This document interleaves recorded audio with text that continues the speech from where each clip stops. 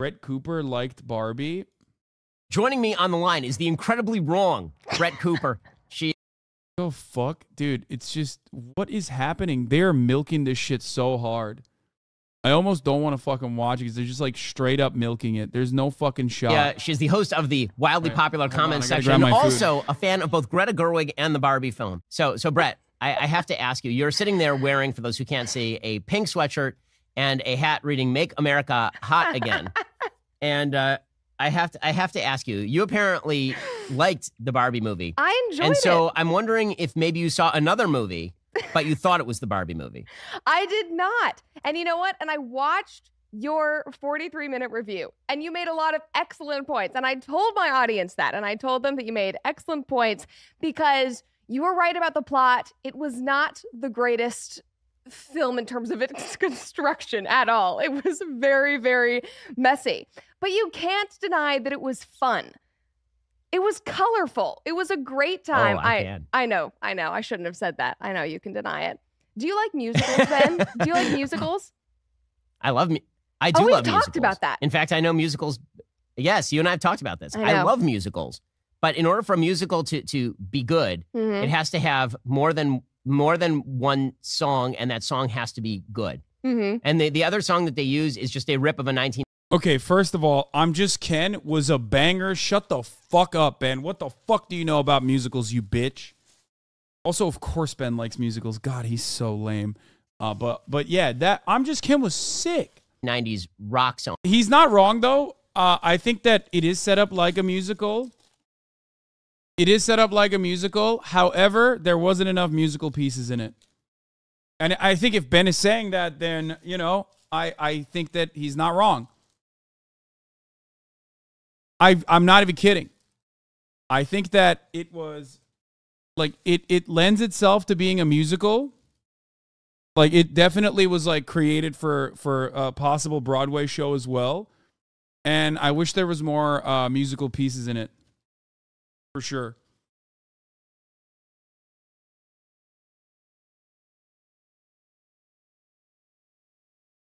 What is this? A musical has songs that are for the plot of a movie with songs that aren't a musical? No, I know. It is not a musical. The Barbie movie is a movie with musical sequences in it.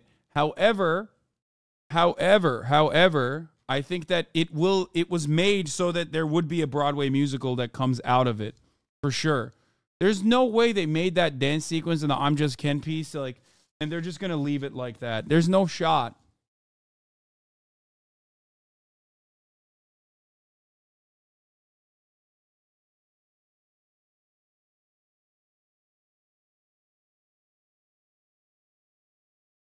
Song. That is true. I read about There are that. two songs. There's one that's like a rip of a 1990s rock song, and then there is a large-scale musical number that is just basically rammed in, sort of like Singing in the Rain, where they're like, we have to have a musical singing sequence. We're just going to ram this in here. And so they basically do that with the Ken dolls, and all the Ken dolls are dancing around, and in a song that, by the way, Brett, I challenge you right now. You have a beautiful voice. Okay. You liked this. Yeah. Sing me the song. The one where sing it it's to me. Sing me the song. Ken, oh, no, I am Ken. That was basically all I remember, to be fair. That's disgusting. And I truly, it was Not a good song. but it was, I enjoyed watching it. It was silly. It was one of those films where I went in and I was worried about it because I had seen so many people be upset about it. And I was like, ugh, okay, whatever. And you know what? They spent $150 million on advertising, and that advertising was great because you know what? I was bought in. And I truly did think that it was like an escape in a lot of ways because it felt totally different than anything I'd seen in a while. It kind of reminded me I can't believe I'm agreeing with her. Which was objectively much better than Barbie, but in the same way that it was very, you know, out of this world and colorful. And I think I had just missed seeing something that was bright on screen because you go and you watch movies and TV shows these days and every single one is dark and dreary and sad and depressing. And it was just nice to sit around people who were laughing and having a good time. My producers came with me. We were laughing our asses off. the audience was so excited, and it was like, wow, this felt really, really cool. Like there was that one moment, and I don't know if you'll get this part or not, but they were joking about like the anxiety-ridden Barbies, and they were talking about like the real world women, and they were saying, oh, she's just lying in her bed watching the BBC adaptation of Pride and Prejudice, which is my very favorite, and objectively, it is the best adaptation of Pride and Prejudice. The entire audience filled with women.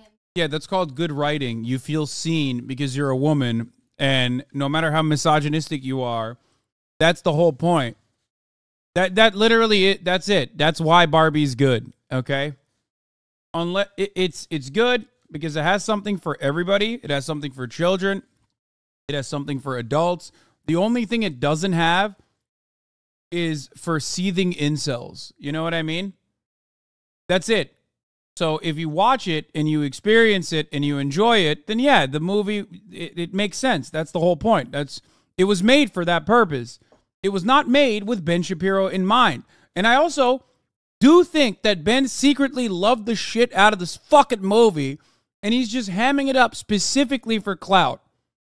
Burst into laughter, and everybody was like slapping their boyfriends, being like, look, it's me. Like, I watched that. And I think that that's just a very cool shared experience. Now, regardless of whether the film is going to win any awards or what. Conservatives are so funny. They're literally like explaining what the art that is relatable is, like, as though it's a new concept. Whether it will be acclaimed, because it really is not the most high quality film.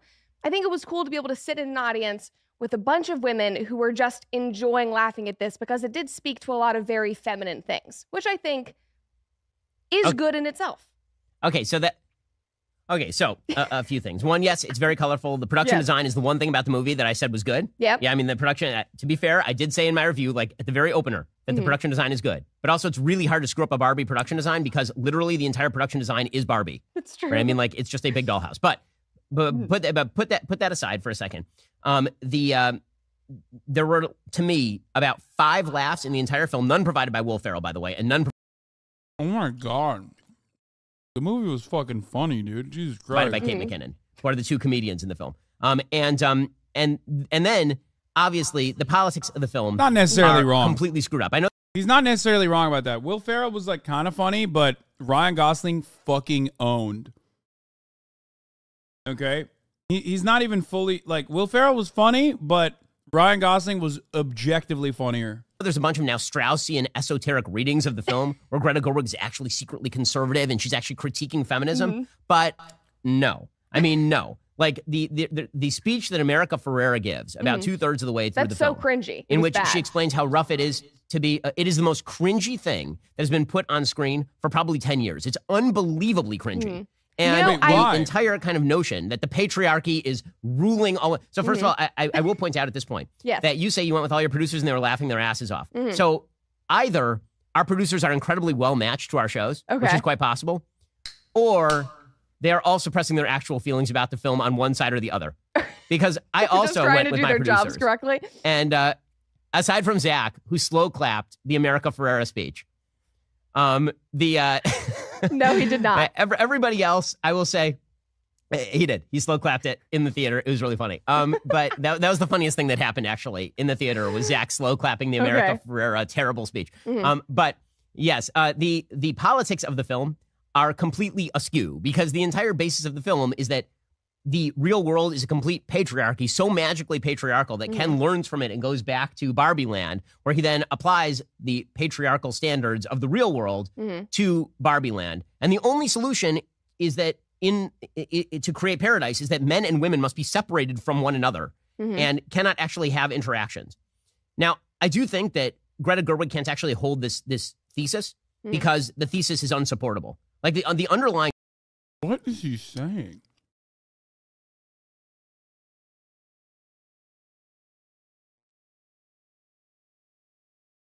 What did he watch? Did he watch a different movie? What the fuck? I have to rerun that. What did he say? What? And is that to create paradise is that men and women must be separated from one another and cannot actually have interactions. Now, I do think that Greta Gerwig can't actually hold this.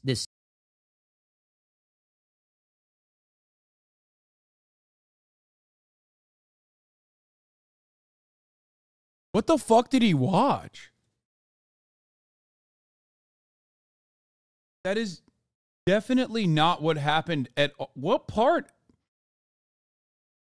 I'm so glad I watched a movie before watching Ben's fucking dumbass review, because it would have I would have been watching a review for a different movie.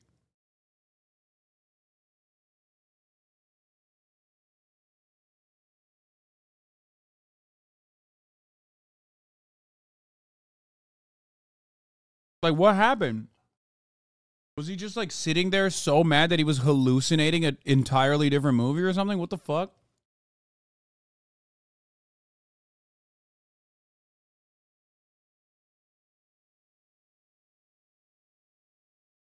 That is Thesis? never a point. Because the thesis is unsupportable. Yeah, he's like, I made up Greta's thesis, and guess what? Newsflash, it's bad. Possibly because I made it up. underlying message of the film, ironically enough, is actually very conservative in the sense that everyone is deeply unhappy. Yeah. Right? Barbie is deeply unhappy in Barbie Land. Ken is deeply unhappy in Barbie Land. Everybody is deeply unhappy. In the real world, everybody is deeply unhappy.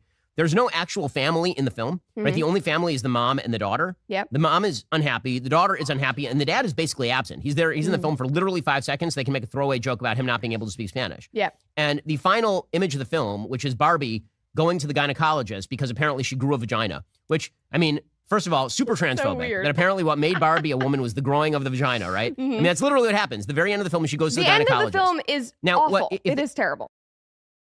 Yeah. Famously, trans women believe that women do not have vaginas. If you say that women have the capacity to have a vagina, that means you're transphobic. Thank God for famous trans advocate Ben Shapiro, which, by the way, which is really funny because there is a trans person in the movie. Anyway. Okay, so Yes. the beginning of the film is terrible because if they wanted to make a true critique, here's the thing. You can't make a true critique of Barbie except if you say that what Barbie actually is a commodification of femininity and a reduction of femininity into the purely physical. And that requires you to then ask. No, you're saying Barbie wasn't a real woman until she got a vagina? Yeah, I know what he's trying to say. It's still stupid. One, there's already a trans Barbie in the fucking movie. Two, women have vaginas. So it's not all that crazy for Barbie to grow a vagina. That's not all they have. But, she was a doll and now she's a person with a vagina.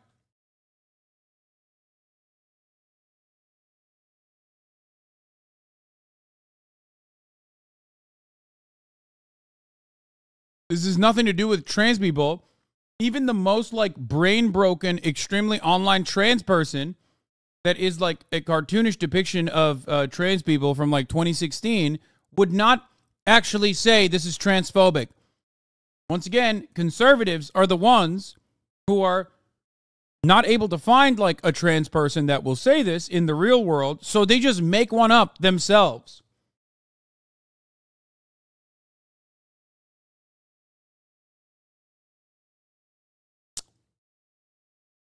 Okay, what else is a woman beside a man?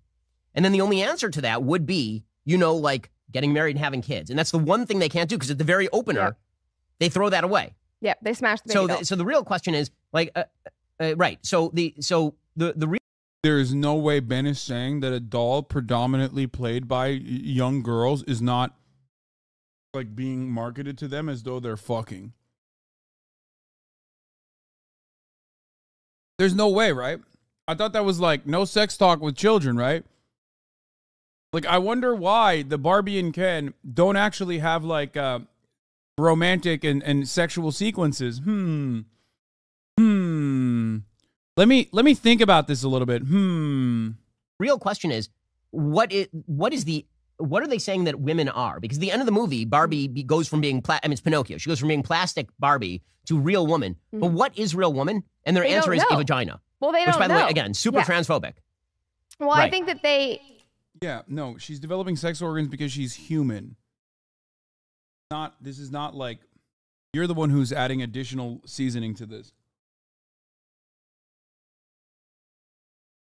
They don't know. And I think that was part of the plot that felt not very thought out because it was all up and down. And I absolutely agree with you that everybody was unhappy. And that was one of the more endearing parts of the film for me because, you know, Ken found that, you know, this patriarchy that he brought into Barbie Land or whatever was not actually fulfilling. And that was not actually, you know, fixing anything in his life. Barbie was not happy once she was in the real world and had. But in the real world, it is fixing. I love patriarchy. You know, then restored patriarchy in Barbie Land, and even after that had happened, she wasn't happy.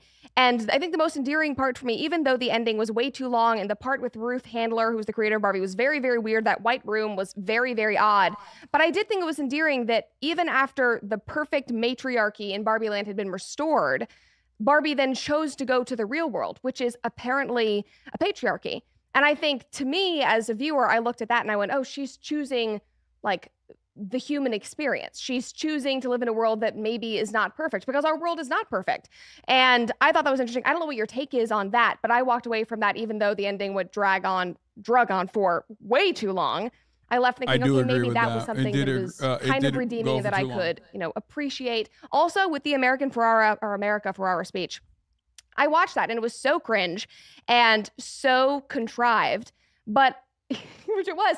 But I don't think that everything that she said was wrong if you look at it just based on humans. Oh, Brett Cooper is literally a woman, dog. That's it.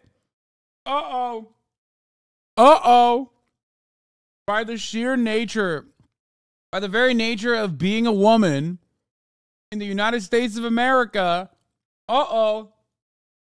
she got it.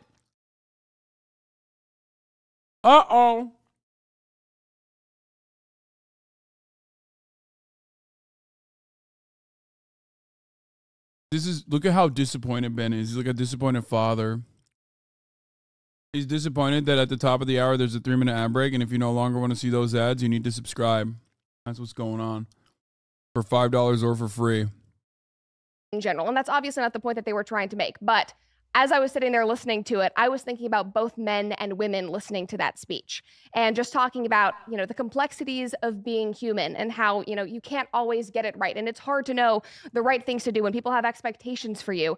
And it just felt like a very human speech. And it sucked that they made it all about women and said, oh, you know, it's so hard to be a woman. These are all the reasons why. It's like, no, those are not the reasons why it's hard to be a woman. Those are just the reasons why it's hard to be a human being. So I think they missed the mark on something that could have actually been. She's coping. It had not been a really cringe. No, you understand it and Ben doesn't.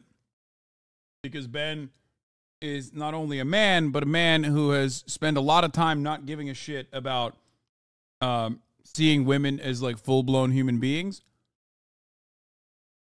The only reason why that sequence comes across as realistic to you is because you've experienced it. Or if you're a man, you have seen loved ones experience it and have learned from it. You can backpedal out of there all you want, but you're, at the end of the day, talking to a guy who literally doesn't believe that women are capable of having wet pussies, okay? Like, this man ain't exactly the target market for the Barbie movie. It's like the one market that is not represented in the Barbie movie in the audience. If you think that it is a medical condition to have your wife's pussy be wet, then this is not for you.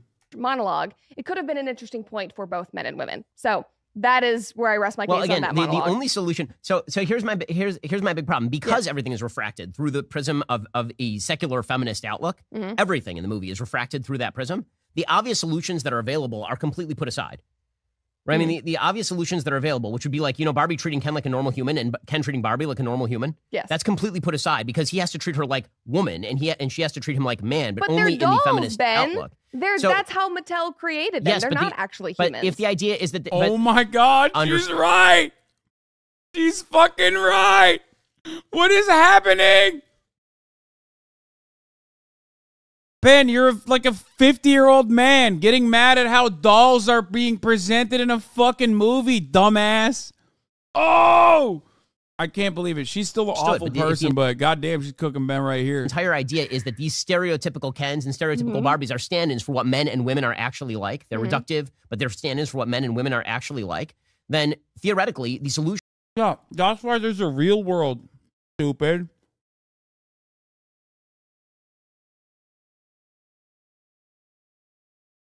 Like, it's not a good stand-in. It's not even a good stand-in for the matriarchy. The original Barbie Land, that is. That's kind of the whole point of the fucking movie. Is that shit's kind of fucked up in Barbie Land because it's like not designed correctly. Ken wants something more. Barbie wants something more. What the fuck?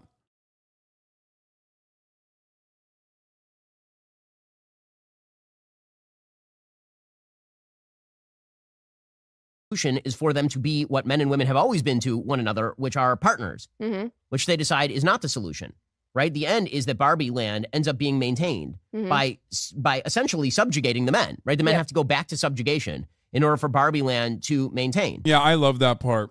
I'm not gonna lie. I think that part was really funny. Only because I've now seen how it was received by like the worst people.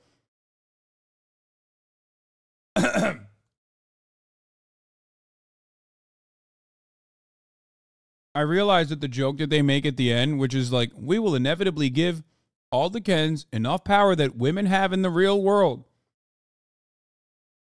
Every single anti-feminist sounds like a fucking feminist. Every single anti-feminist is like, oh, men get the same power that women do in the real world? Well, that's fucking unacceptable. That's bullshit. It's like, wait a minute. I thought shit was fine, brother. What's happening? That's literally just a joke that they just, boom, leave as a button at the end. If society is fine and good and dandy like you claim it is, then the Ken's ultimately getting the same. The Ken's ultimately getting the same exact fucking power as women have in the real world, and that shouldn't be a problem at all. It's like so stupid how much these guys have gotten mad at this. And her wanting to, have the human experience, that would make sense if they actually explained what the human experience is. Now, I think Greta Gerwig sort of is trying to do that at the end. I think she's trying to buy back the entire movie in that montage at the end, where it just shows a bunch of moms and daughters and like the human experience and all of this, which I think is, frankly, cheap filmmaking. I think that it is basically her at the very end realizing she doesn't have any sort of message to the movie. That part made me cry. Made me cry.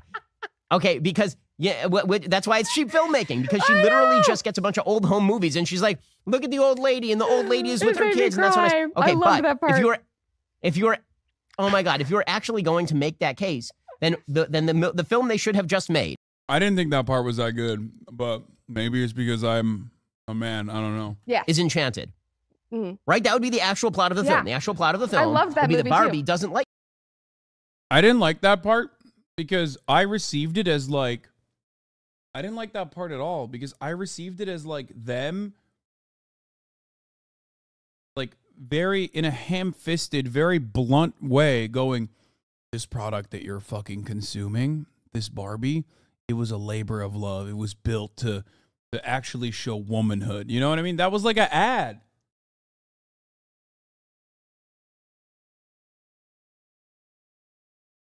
That was a fucking ad. I was too captured by...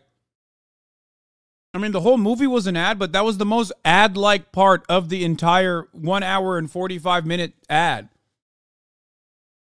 The whole thing was an ad. But I thought that part especially... Because a good ad is not supposed to fucking sell you the product. Like, even the clothes being thrown, like actual Barbie clothes that you can purchase being thrown on screen, that part was, that part was so blunt that it was kind of like a self-effacing joke, right? A breaking of the fourth wall almost. Whereas that final credit sequence was supposed to talk about the company culture, like Mattel.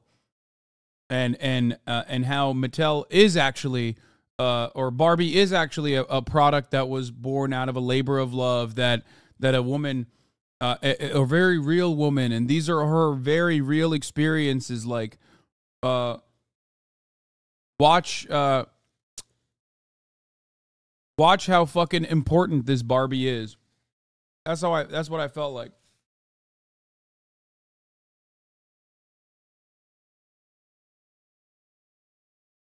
You are currently agreeing with Ben Shapiro? No, Ben Shapiro thinks it's a cheap ploy to make people fucking emotional. Ben Shapiro is not saying that sequence was put in there specifically to show that, like, the original creator of Barbie was a real human being that actually made this product in a way that, like, undermines the rest of the criticisms towards Mattel in Act 1 and Act 2.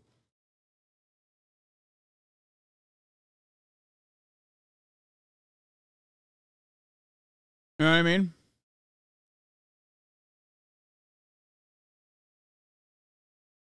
My girlfriend's yelling at the Serrano, you better slow your roll, big guy, you're losing the Barb's law. Then again, maybe I read it wrong. I don't know. Like Ken, she goes to the the bench scene was a significantly better emotional scene than that final sequence. I almost cried at the bench scene.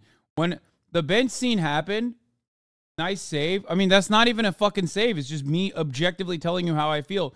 Listen, when the bench scene was happening, maybe because it's so close to my birthday, and I also bear the burden of aging, and I'm like thinking about it or whatever. But seeing that moment was like, it was beautiful. It was sad. It was emotional. God, Margot Robbie's such a good fucking actress, by the way. I thought about my grandmother, you know what I mean? I thought about death. I thought about existential angst. That's good. That's good movie making, okay? It's movie magic. If a movie makes you feel that way, then it's, you know, it's done its job, right?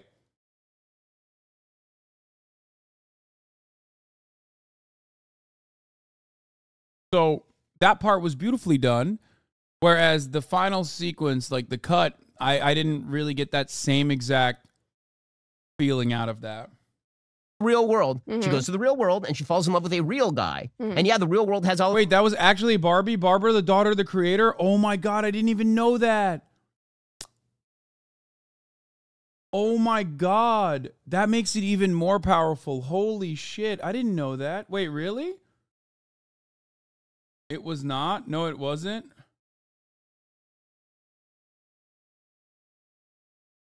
It was Ann Worth.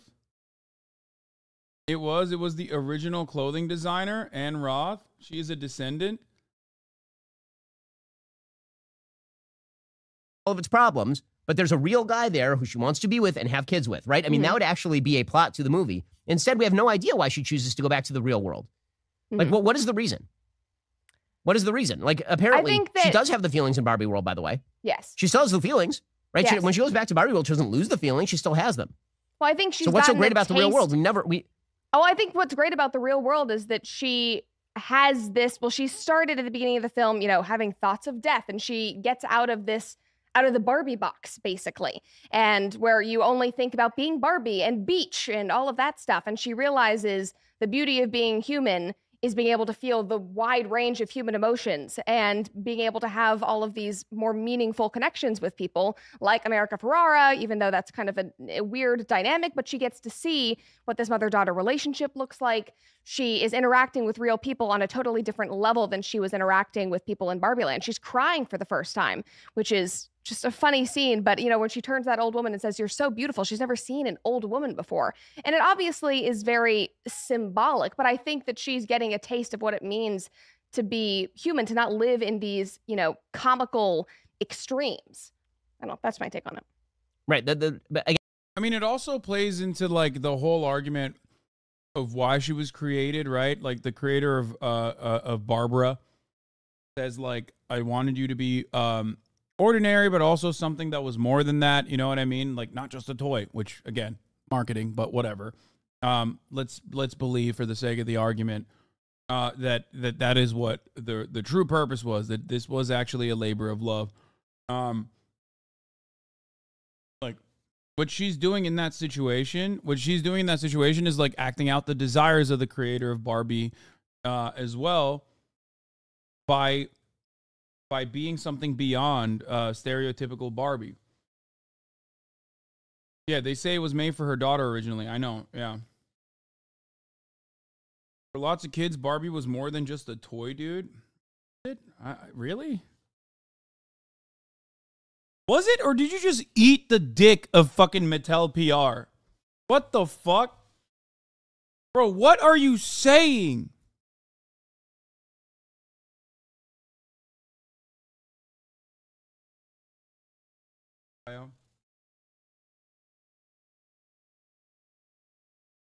Again, the problem that I have with the solution, because I think that you are right, that is what Greta Gerwig wants to do. The problem with the solution is that it's not actually a solution for any of her problems. Yep. How does she solve the irrepressible threat of death by going to the gynecologist? The answer is she doesn't.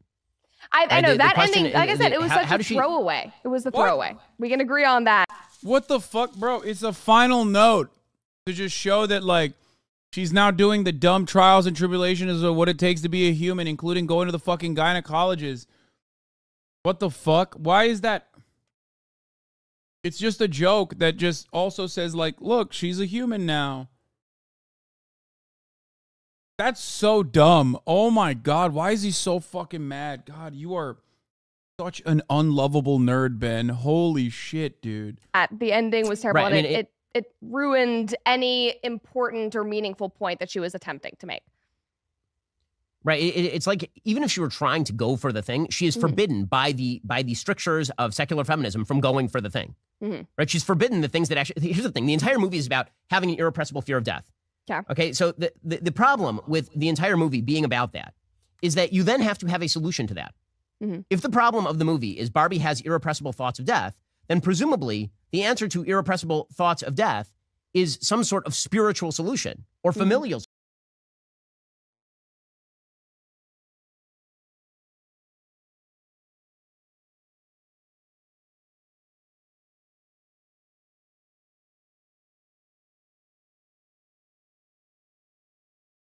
What movie did... Okay, I don't think Ben watched the movie, man. I'm getting scared right now. I feel like Ben watched a... Did he watch a normal movie? Like, what the fuck? Did he watch, like, the Christian version of Barbie or something?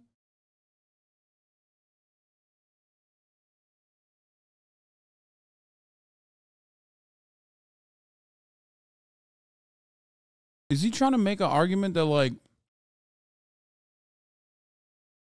Barbie needs to find God? That's the only way to solve your fear of death? Is that what he's trying to say? You no longer fear death because you have the afterlife?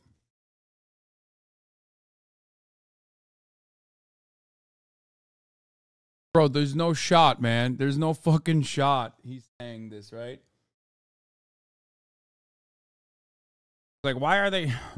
Why is Barbie not finding God?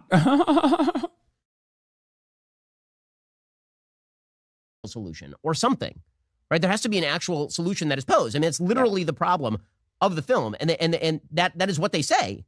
There's a great book called The Denial of Death. Dude, the fear of death is not Barbie, dumbass. The fear of death is baked into Barbie from the anxieties of the mother. And that's a unfortunate but normal aspect of being a human. And the mother overcomes it by, like, solving Barbie's problems and, I don't know, unwinding patriarchy in Barbie land and developing a better relationship with her daughter as a consequence of that. And that trial and that structure and that story, that adventure is what leads her to, you know, that story is what leads her to no longer have these fucking existential angst. And that is the meaning of life, is that you don't need religion, you don't need secular feminism or whatever the fuck. You just need things that you experience and camaraderie that you feel that makes it all worth it at the end of the day, even though to be human is to die eventually, to perish eventually. Holy fuck, this movie is not even that deep. What the fuck is going on? I am losing my fucking mind at how, like, it's making me have to, like, exercise brain muscles to talk about a fucking doll advertisement. It's so frustrating. It's like when I have to learn every little thing, every little aspect of like trans healthcare, or it's when I have to learn about like trans girls competing in like swim meets or something.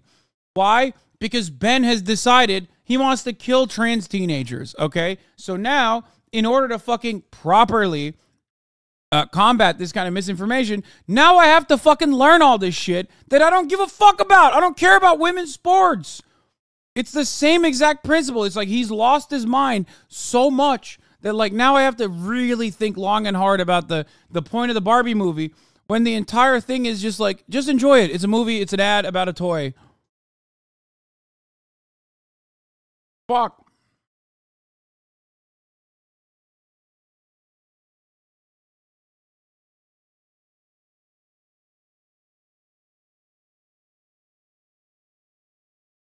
From the 1970s talking about how basically all human beings are driven by the denial of death, right? That we just move every day in opposition to death. So we create heroic narratives about ourselves and things that we do to distract ourselves. And we have religious experiences and all of this.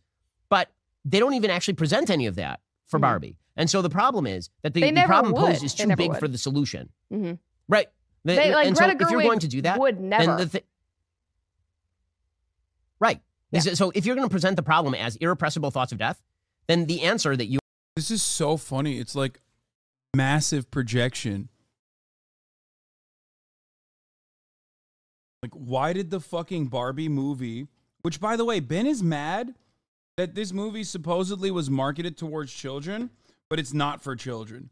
Meanwhile, Ben also simultaneously is upset that the movie doesn't end with Barbie finding God, because that's the only way that you can defeat the crippling nature of constantly thinking about death. What a fucking stupid take, dude. He's like, yeah, these little girls, like, why are they not being indoctrinated into the cult of fucking whatever dumb fundamentalist thing I believe? I see why Ben's a failed writer. Yeah, I know. You and I would give as conservatives and religious people, theoretically, would be probably church, family, right? These would be like the answers to irrepressible fear of death is the way you overcome death is by progenerating and having children and grandchildren. Right? It's not by being an old lady sitting on a park bench. It's by being an old lady who has grandchildren sitting on your porch, sitting next to the grandpa and watching as you progenerate into the future, right? Like that would actually, that's the part that I feel like she created a box for herself. And because that box was secular feminism, there was no way to escape it, just on an ideological level. And so the movie bounces around there. Famously, secular feminism means women can't have lifelong partners. You guys know this about secular feminism, right? I mean, after all, it's Ben Shapiro. He is the most important feminist writer of our generation.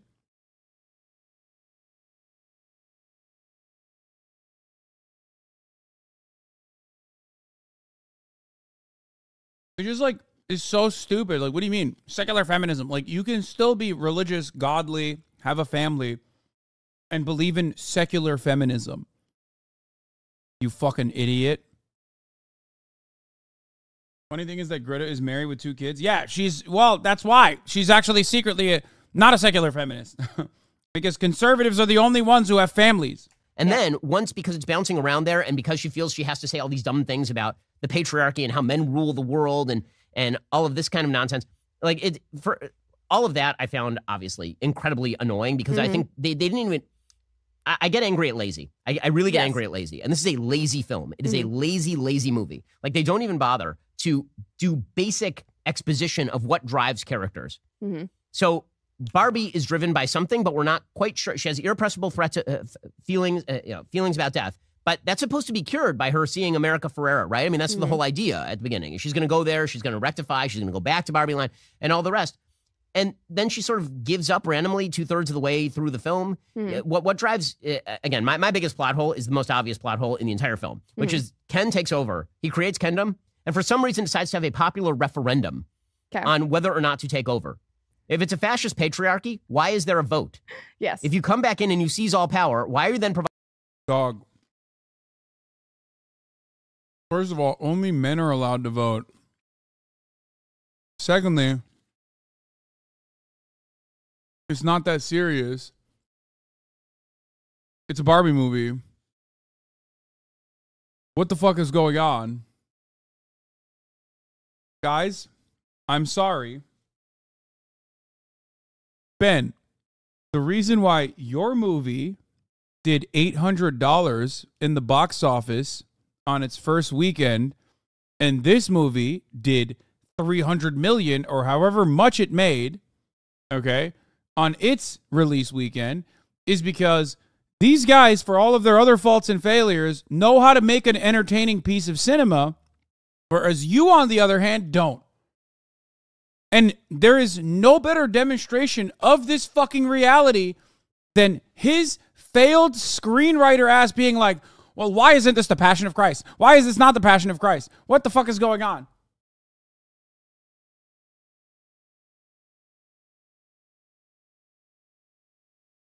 I'm not joking, no. Yeah, it grossed, Terror on the Prairie grossed $804.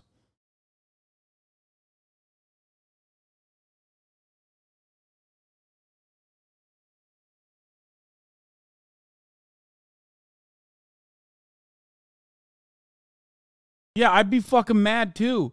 But I also, if that was what had happened to me, right? If I was like a failed screenwriter and then I like created this like entire anxiety riddled vice signaling media conglomerate, okay, with oil baron money, and then finally was able to like force dick my fucking stupid screenwriting ideas onto the big screen and have people act on it, and then it grossed $800, I would literally kill people that said I was a screenwriter. I would be like, what movies? I've never seen one. I would move so far away from the genre of cinema, whether it be criticizing it, whether it be fucking watching it with my own two eyes. I'd be like, I've never seen a movie in my entire life. People will be looking at me like, what? Didn't you write a script? Shut the fuck up. I've never even seen a movie. Fuck you. Like, if that is the abysmal embarrassment that is your career in movies, maybe shut the fuck up about a movie that is demonstrably successful. Why does he think, after selling 76 total tickets, thank you, Megaphonics, why does he think he knows how to write better Kino? What the fuck? I could gross more than $800 if I made like a fucking 5-minute movie, okay? That's crazy, man.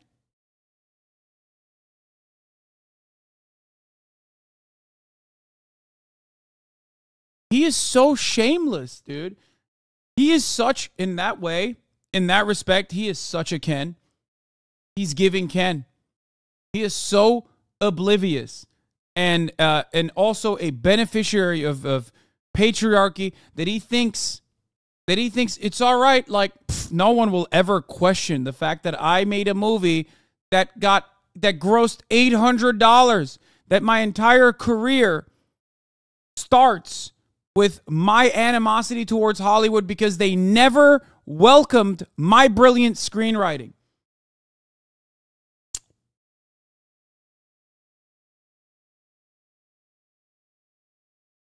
He is so shameless that after that experience, he's still talking about movies, telling Greta Gerwig how to write her movie. Providing for a vote with 48 hours notice. That's funny. That is true. Okay. It's idiotic. It makes... Sorry, speaking... The biggest, by the way, my other biggest critique, the Will Ferrell character makes no sense. They just were like, what if we just... Will Ferrell will come, and he will do the elf routine, and he'll just do that for like 20 minutes, and it'll be totally unfunny, but his motivations make no sense. None of the motivations make any sense. Like, this is the part that drove me crazy. It's not even the politics. He's not wrong about this. I hate to admit it, but he's right. Did you ever see him get that interview about his book on Hollywood? Got cooked by grandma? Yeah, it's so funny. Yep. I was going to say, those characters just felt like they were dropped in there and they were attempting to make a couple of jokes. I did like that one speech where it wasn't even a speech, but where they were trying to be as woke as possible, like those, because they were, the men running the female doll company, and they were trying to, be up to date on the current thing and the progressive thing. Again, Fred Cooper, a woman. Yeah, I'm willing to bet Ben doesn't think that's funny. Ben does not also, okay, to be fair, I am being a bit ableist. Like, I don't think Ben is physically capable of laughter. So, like, there is that aspect to the story as well. But Ben probably saw that sequence and was like, wait a minute. That is how these woke companies work. This is a documentary. That made me laugh because it's just normal, corporations, like every Pride Month, basically, that's what they do. And so that made me chuckle a bit. But other than that, it felt like he didn't offer anything to the film. He was just there, and it was kind of like a funny montage of him trying to get to Barbie Land. But other than that. The entire, this goes, again, ironically, the thing that upset me about the film was not actually the politics, because I assume every left-wing film is going to be left-wing. The thing that upset me about the film is that it was a waste of my time. Like, do not be so lazy as writers. Like, the plotting made me absolutely... This 2-hour movie spawned 2 hours of Ben coverage and now 2 hours of Hassan coverage on top of Ben Shapiro's coverage. Yeah, Ben has actually spent more time on this movie in and of itself than the actual sequence of time that the movie is. Like, it's longer than the run of show. That's not a joke. Ben has done, I think, 3 videos at this point. Which is, it spans over like 3 or 4 hours. Insane. I mean, the fact that they go to the real world, and now we're told by the Mattel Corporation that this is a crisis. Why is this a crisis? Will Ferrell says something unthinkable will happen. They don't say what it is. And then what is the unthinkable thing? And they're like, we won't even explain it. I don't know. Something unthinkable. He's right. That part sucked. God damn it. I can't believe I'm saying it. That was very weak. Not wrong. That part was weak. Bye-bye.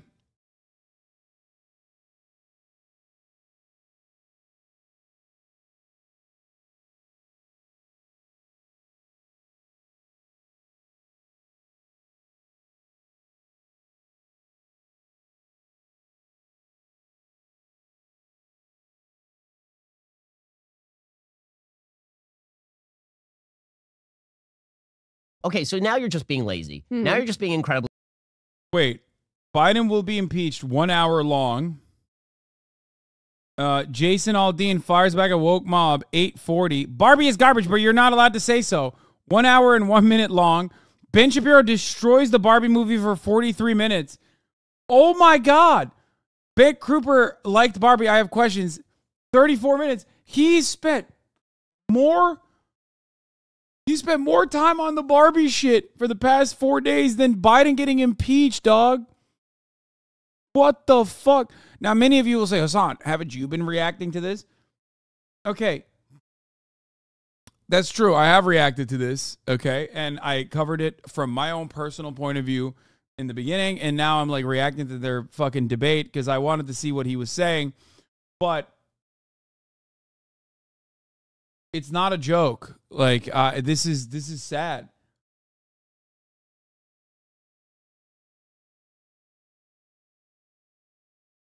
Okay.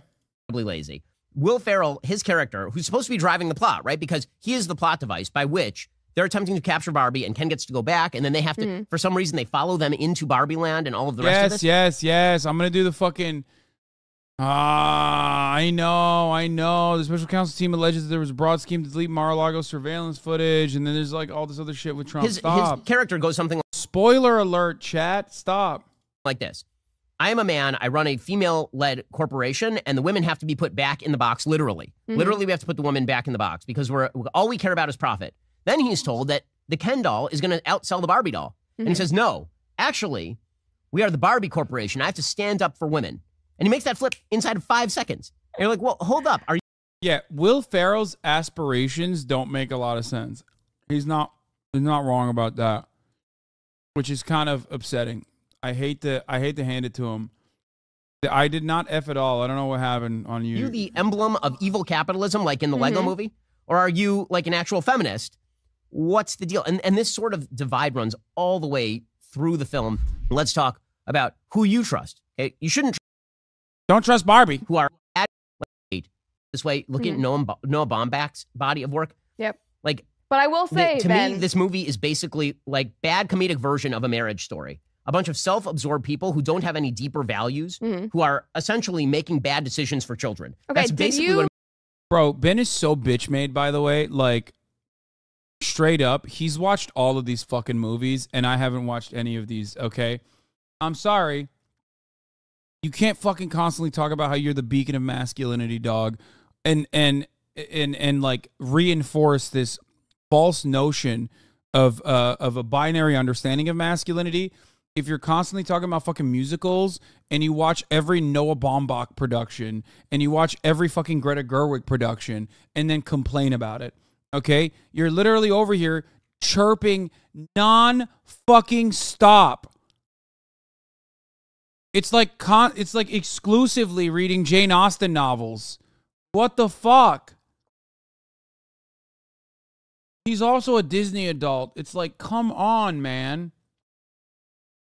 Come on. A Marriage Story is, and I think that's what this movie is too. did you like Lady Bird? Because Lady Bird is one of my all-time favorite movies. I And think Lady love- Bird is wildly overrated. Oh, Dude, it's like, this is what I mean. He is like, I mean, I didn't watch Lady Bird. I'm sure it's great. Guys, I'm a misogynist, okay? There you go. I said it. No secret. I like the Ken parts a lot. And also, I haven't seen Lady Bird. And I haven't seen Marriage Story either. Okay? It's coming out. It's the truth. Now you know. He's a Greta hater. I'm not. It's never appealed to me. The Barbusi, on the other hand, was very appealing. I wanted to be a part of the cultural phenomena. again, as like a young woman. I didn't hate. I love that I didn't movie. hate Lady Bird. I didn't hate Lady Bird. I also love. And at the very end, again, Greta Gerwig does try to buy back some religion. Again, the out to Lady Bird is the one she doesn't use in Barbie. Mhm. Right? The out The in Lady religious Bird is side, at yeah. the very end. The girl Mm-hmm. realizes that the value system that she has been pursuing is actually not the right value system, and she goes to church and she Yep. calls her mother. She right? goes That's the back very end to of the her film. Catholic upbringing. So Yes. she actually. And yes, I also enjoy. Wait, so why didn't he like it? It seems like a Christian-ass movie. This bitch doesn't even like it when it's like a wholesome Christian setting? What's happening? Also, what a fucking stupid way to live life. To just, like, I mean, to just, like, look at every movie on the virtues of, like, how Christian it is. That's insane, dude. You have no way. You have no fucking way of, like, consuming shit without seeing it through the lens of how much it appeals to, like, white supremacy or Christianity. Sorry, I fucking couldn't even write it. Couldn't even say it right. White supremacy. It's so weird. Yeah, I mean, he's also Jewish, which is pretty funny. Like, it's weird. I don't think Radlibs behave this ridiculously. This is quite literally the exact opposite side of that fucking coin of, like, Radlibs being like, this movie has evil characters, or this movie has, like, toxic masculinity. I don't really like this. Like, you're doing that, but on the right-wing side, where you're like, there's not enough Christian representation in this movie. I hate it. It's like, fuck you, man. God damn, we saw what your bitch-ass movies made, dog. $800. Maybe shut the fuck up and let the pros do what they do best, okay? You can eat your fucking garbage slop of Marvel movies all day, every day. They make enough movies for you. You can complain about all of them. You can be like, oh my God, this is too feminist. It's too feminist.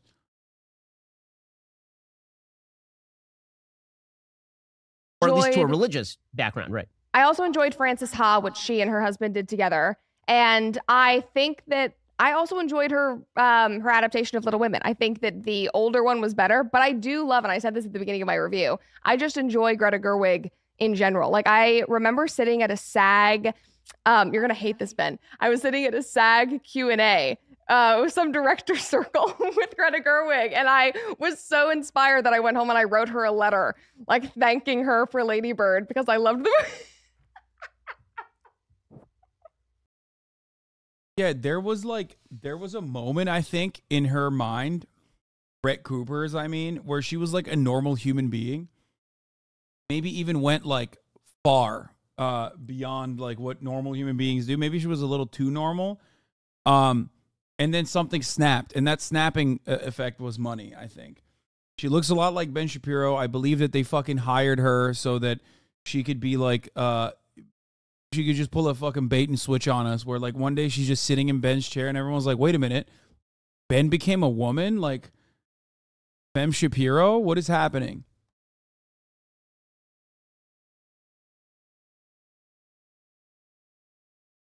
Okay, so you're a fangirl for Greta Gerwig. This is not a fair conversation. I am, but I will. Like, okay, so ready?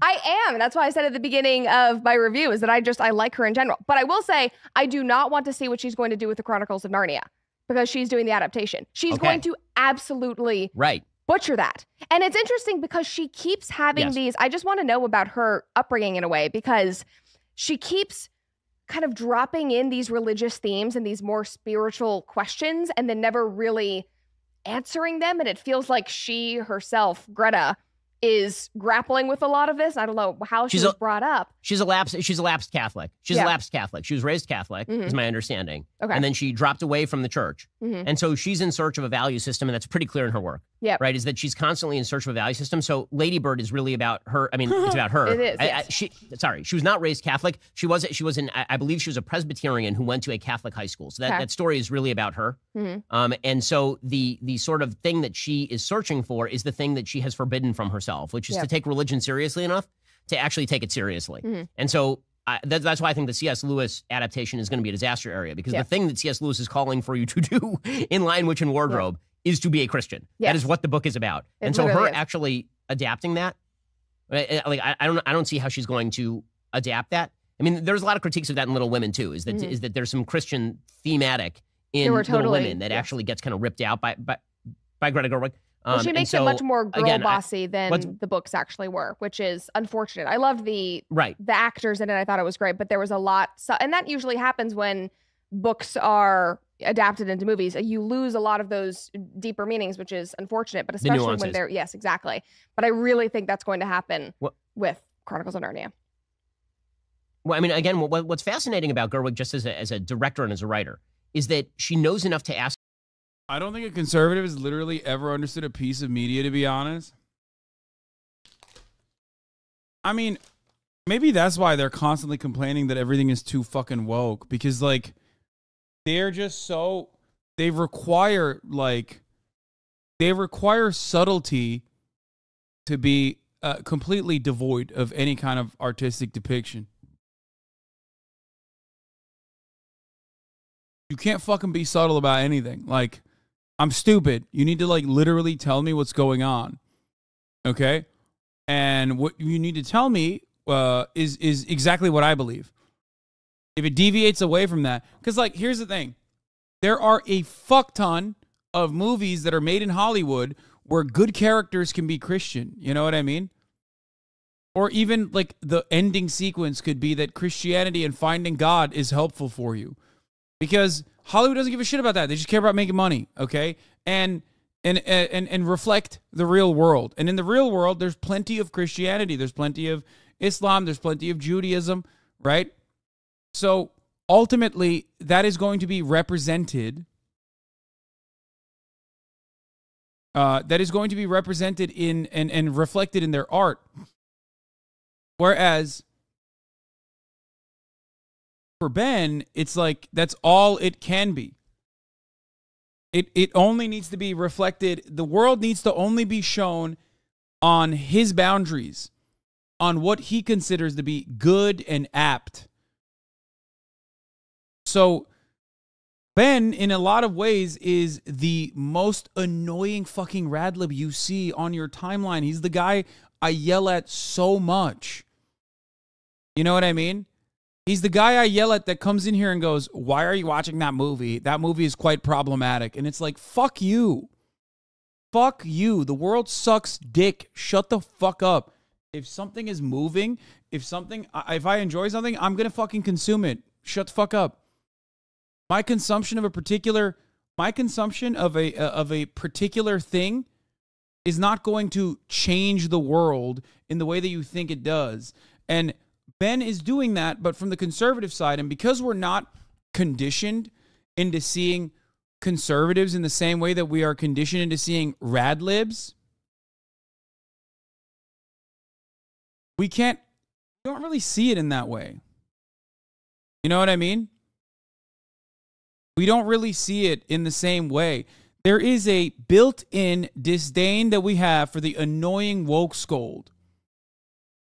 But for some weird reason, we do not have that same disdain for the annoying woke scold on the right when they are doing the same thing. Two sides of the same coin. That's what Ben's doing. He's being a woke scold. Like, why does this movie not represent, patriarchal constructs in a positive light? Because I think that that's how society should be designed. It's like, shut the fuck up.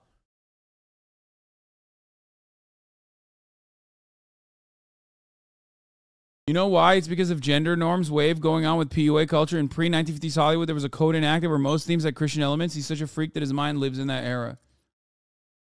Ask some of the right questions, but she is forbidden from answering them in any proper way. Mm-hmm.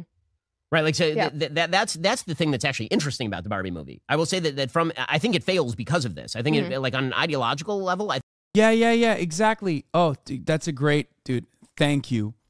The woke version of what Ben is doing with Barbie, complaining about how, like, Greta Gerwig didn't neatly wrap up, like, Barbie's existential angst by making her go to church, is the exact same thing that is done on the left side, on the woke side, where someone criticizes Oppenheimer for not showing Japanese people during World War II when it's a fucking historical biopic of Oppenheimer, who, as far as I understand, didn't really meet any Japanese people.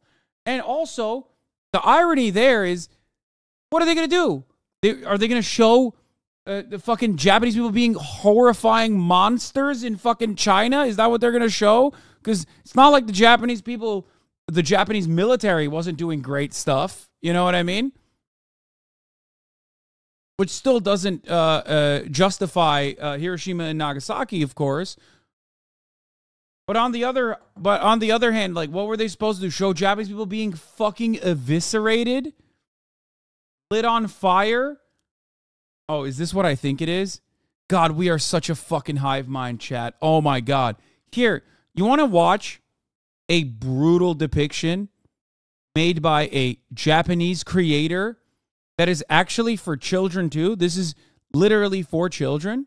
If you want to know the Japanese perspective of the atom bomb, there is 40 years of media on it, okay? Here, this one is animated for kids. It is one of the most fucked up, one of the most horrifying things I've ever seen. The animator of this survived Hiroshima as a child.